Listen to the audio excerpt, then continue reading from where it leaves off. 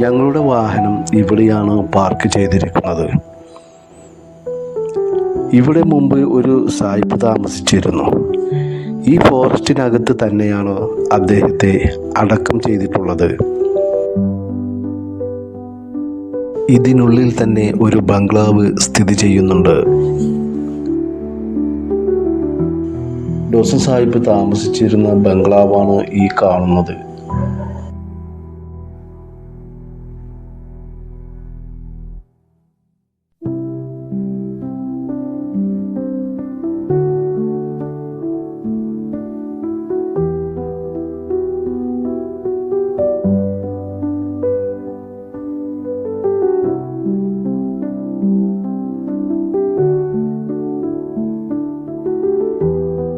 പണ്ട് കാലങ്ങളിൽ ഗുഹകളിൽ താമസിച്ചിരുന്ന ആളുകൾ ഇന്ന് ഈ വനത്തിലുണ്ട്.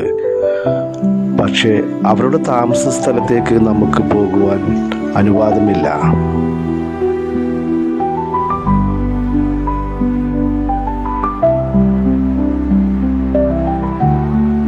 ഇവിടെ ഒരു പാലവും സ്ഥിതി ചെയ്യുന്നുണ്ട്.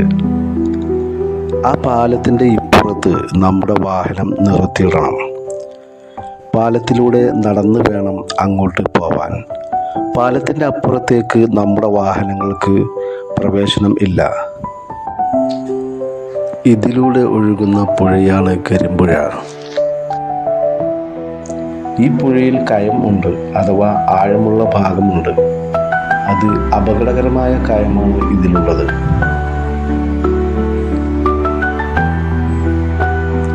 ഇവിടെ മുമ്പ് ഒരു സായിപ്പ് താമസിച്ചിരുന്നു.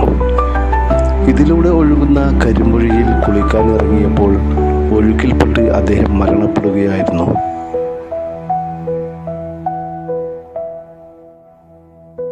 കുറച്ച് വർഷങ്ങൾക്ക് മുമ്പ് ഞാൻ ഇവിടം സന്ദർശിച്ചിരുന്നു.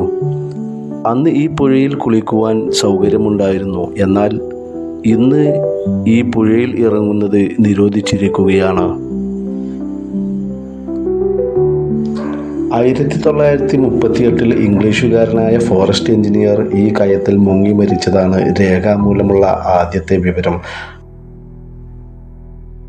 അതിനുശേഷം പല സന്ദർശകരും ഈ കയത്തിൽ നിന്നും ഭാഗ്യം കൊണ്ട് മാത്രമാണ് രക്ഷപ്പെട്ടിട്ടുള്ളത്. നിർഭാഗ്യം കൊണ്ട് ഈ കയത്തിൽ മുങ്ങി മരിച്ചവർ അനവധിയാണ്.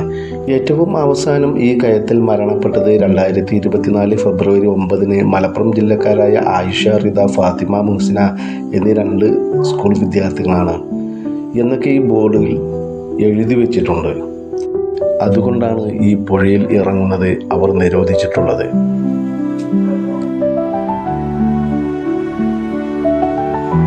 കാട് വലിയ കാട് തന്നെയാണ്. പക്ഷേ ഇവിടെയുള്ള പക്ഷികളെയും മൃഗങ്ങളെയും കണ്ടുകിട്ടാൻ വലിയ പാടാണ്.